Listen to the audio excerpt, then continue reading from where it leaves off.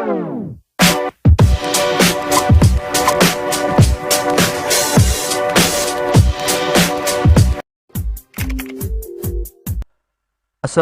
warahmatullahi wabarakatuh. Anak-anak semuanya dimanapun berada, alhamdulillah pada kesempatan ini kita bisa kembali lagi melaksanakan kegiatan pembelajaran secara online untuk mapel Akidah Akhlak kelas 7 MTS semester genap. Kali ini kita akan membahas bab yang ke-9, yaitu adab membaca Al-Quran dan adab berdoa. Kali ini Pak Guru hanya akan membahas materi secara singkat dan sederhana. Kalian perhatikan dengan baik. Peta konsep untuk materi kali ini kita akan membahas mengenai menjelaskan pengertian adab membaca Al-Quran dan adab berdoa. Kemudian menjelaskan adab-adab membaca Al-Quran dan berdoa yang baik dan benar. Kemudian menunjukkan contoh hikmah mengamalkan adab yang baik dalam adab membaca Al-Quran dan berdoa, serta diharapkan mampu mempraktikkan adab-adab dalam membaca Al-Quran dan berdoa. Karena materi ini sangat penting, maka kalian harus mengikuti dari awal sampai akhir. Anak-anak semuanya perhatikan gambar berikut.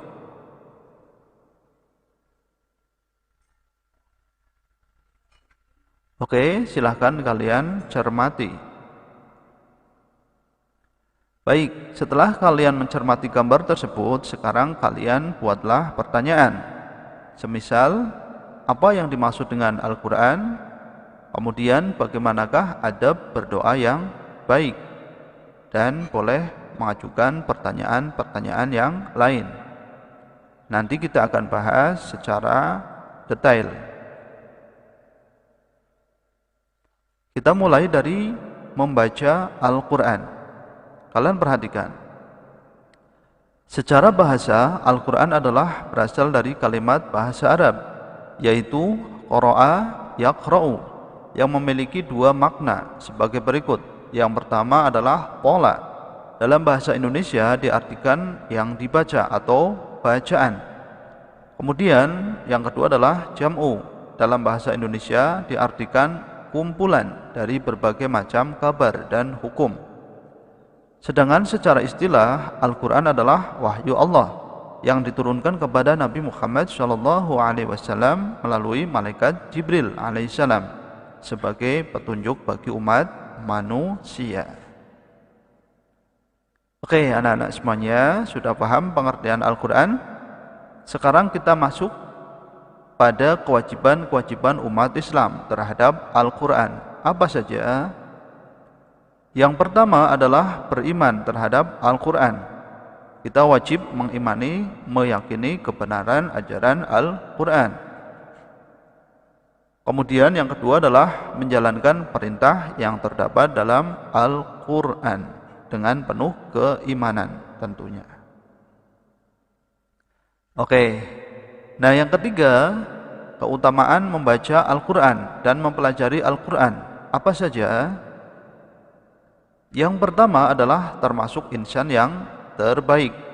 Orang yang membaca Al-Quran dan mempelajari Al-Quran insya Allah termasuk insan yang terbaik. Kemudian mendapatkan syafaat pada hari kiamat. Yang ketiga, memperoleh derajat yang tinggi. Dan yang keempat, melembutkan hati. Serta tentu masih ada keutamaan yang lain dari membaca dan mempelajari Al-Quran. Baik anak-anak, selanjutnya kalian wajib tahu adab dalam membaca Al-Quran. Apa saja? Yang pertama adalah niat yang ikhlas karena mencari keridhaan Allah Subhanahu wa taala semata. Yang kedua, khusyuk, tenang dan sopan.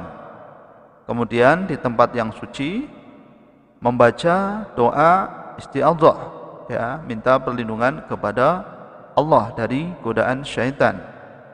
Kemudian membaguskan suara, membaca dengan pelan dan juga membaca dengan tartil. Ini adalah beberapa adab dalam membaca Al-Quran. Kita lanjut. Sekarang kita akan membahas mengenai adab dalam berdoa. Kalian perhatikan, yang pertama adalah pengertian doa. Menurut bahasa, berdoa itu berarti memanggil, meminta tolong, atau memohon sesuatu. Sedangkan doa menurut syariat Islam adalah memohon sesuatu atau memohon perlindungan kepada Allah Subhanahu wa taala dengan merendahkan diri dan tunduk kepadanya. Ini adalah pengertian berdoa. Kalian cermati dengan baik. Selanjutnya adalah manfaat berdoa. Apa saja?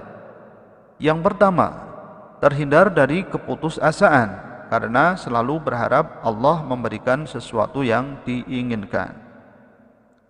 Yang kedua, terhindar dari sifat sombong dan takabur karena sesungguhnya tiada kekuatan yang melebihi Allah Subhanahu wa taala. Yang ketiga, menjadikan hati menjadi tentram dan juga tenang. Yang keempat, merasa dekat dengan Allah Subhanahu wa taala. Yang kelima, Allah menyediakan tempat yang mulia di sisinya. Ini adalah beberapa manfaat dalam berdoa. Silakan kalian cermati dengan baik ya. Banyak sekali manfaat kita berdoa kepada Allah. Makanya marilah kita biasakan diri untuk bermunajat dan berdoa mohon kepada Allah Subhanahu wa taala. Yang ketiga adalah lafal doa. Dalam berdoa, setiap orang diperbolehkan untuk memohon kepada Allah Subhanahu wa taala dengan bahasa sendiri.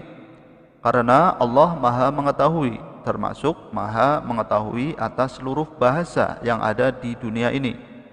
Tetapi banyak juga doa yang indah jika diucapkan, juga mudah dimengerti, diajarkan dengan menggunakan bahasa Arab. Ya, silakan kalian tinggal memilih doa yang sesuai. Kemudian yang keempat adalah tata cara berdoa. Kalian perhatikan. Yang pertama dimulai dengan pujian terhadap Allah Subhanahu wa taala dan sholawat kepada Nabi Muhammad sallallahu alaihi wasallam. Yang kedua dilakukan dengan serius sambil mengangkat kedua tangan. Yang ketiga membaca doa hendaknya khusyuk dan dengan suara pelan. Yang keempat mengulang-ulang doa dengan merasa tidak pernah putus asa kalau doa itu belum dikabulkan oleh Allah Subhanahu wa taala. Kemudian dilakukan dalam keadaan suci dan memahami makna dari doa yang dibacanya. Ya, ini adalah tata cara berdoa. Kalian simak dan cermati baik-baik. Bisa dipahami anak-anak sampai di sini? Oke ya, kalau sudah bisa dipahami, sekarang kita lanjutkan pada uji kompetensi. Ya, silakan kalian kerjakan. Ini ada 10 soal, bentuknya pilihan ganda ya. Kalian bisa membacanya sendiri. Silakan cermati dengan baik dan pilih jawaban yang benar. Selamat mengerjakan. Ini nomor 1 sampai dengan nomor 3.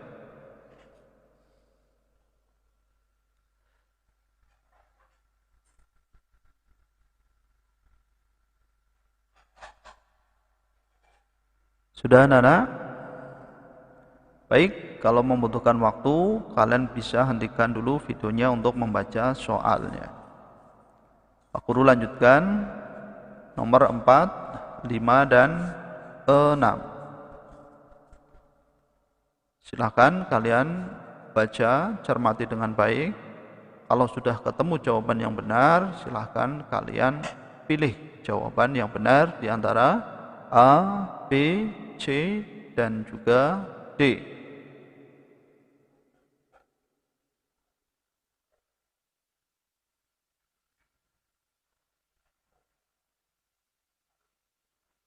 Oke anak-anak, silakan dikerjakan, bisa dihentikan dulu videonya ya sebelum kalian selesai mengerjakan latihan soalnya. Untuk selanjutnya nomor 7, 8, dan 9 serta nomor 10. Kalian perhatikan nomor 7 Pak Guru bacakan, berikut bukan konsekuensi pertama dari keimanan seorang mukmin terhadap Al-Quran adalah A. Menghafalkan, B. Mempelajari, C. Membaca, D. Mentadaburi.